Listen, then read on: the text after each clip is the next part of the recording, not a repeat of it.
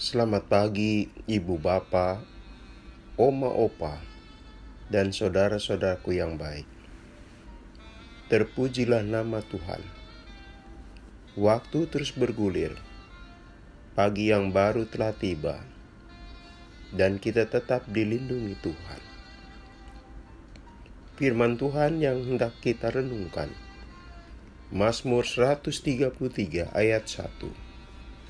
Sungguh, alangkah baiknya dan indahnya apabila saudara-saudara diam bersama dengan rukun. Saudaraku, hidup bersama di tengah keluarga dengan rukun itu kebutuhan penting.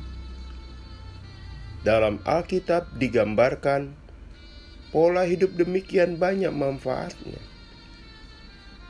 Karena zaman itu tanah dan ternak tidak dibagi-bagikan untuk setiap ahli waris, melainkan dikerjakan bersama-sama, dan hasilnya buat dinikmati bersama. Sedangkan jika terjadi perselisihan antara kakak adik, berakibat mereka harus berpisah. Peristiwa konflik seperti itu sangat disesali. Kita ingat Abraham dan Lot, serta Yakob dan Esau. Mereka berselisih, akhirnya berpisah dan terjadi pembagian kekayaan. Jadi, perselisihan berdampak ganda. Akibatnya relasi antara saudara jadi buruk, dan harta pun mau tidak mau dibagi. Pada situasi zaman itu, dalam kehidupan yang berbasis dunia agraris atau pertanian, amat dibutuhkan sikap saling membantu. Jika tidak akan kewalahan, mengelola tanah dan hewan memerlukan banyak orang. Selain itu, persaudaraan penting agar punya kemampuan lebih untuk menghadapi problema kehidupan lainnya. Saudaraku, Mazmur ini mengingatkan ulang tentang indahnya hidup bersama dengan rukun. Sebuah mazmur yang amat indah isinya, terutama menyangkut hidup bersama antar saudara. Ada manfaat yang bisa dipetik dari suasana hidup rukun antar saudara. Pemazmur memakai dua kiasan. Pertama, bagaikan minyak yang di atas kepala Harun yang meleleh ke janggutnya. Kedua, bagaikan embun Gunung Hermon. Kedua kiasan itu mengandung pesan bahwa kerukunan itu menyegarkan dan memberikan sumber produktivitas. Embun Hermon di musim kemarau menunjukkan embun yang berlimpah.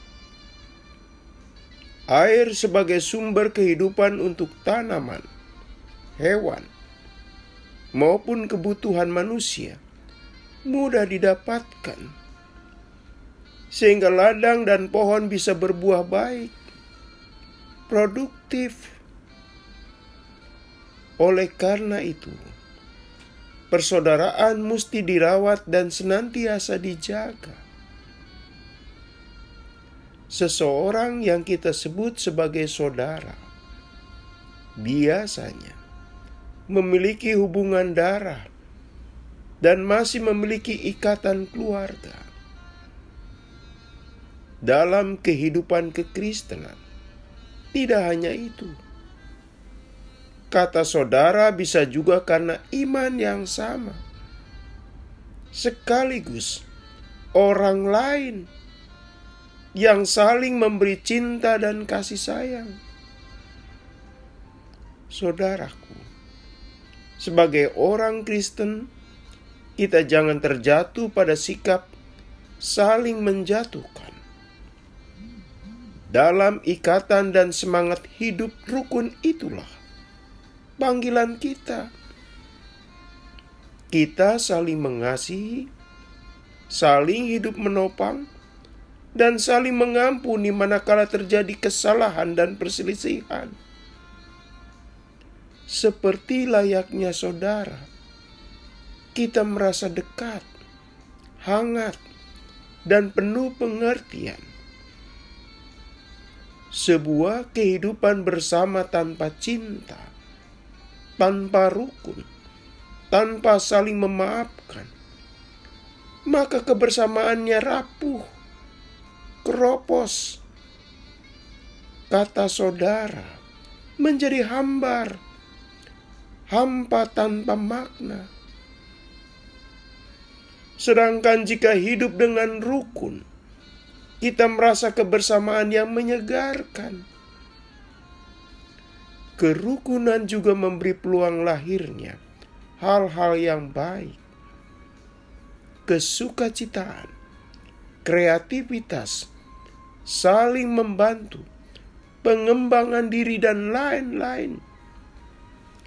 Itu semua bisa muncul jika dalam hidup bersama diwarnai kerukunan.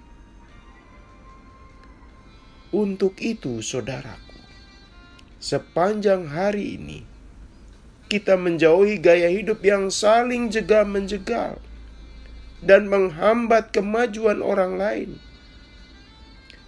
Sikap demikian bukan gaya hidup Kristiani. Kita diajari Tuhan Yesus untuk hidup bersama yang lain, dan suasananya diwarnai kerukunan. Semoga itu juga yang kita kecap hari ini, sekaligus yang kita usung dan promosikan. Mari kita berdoa.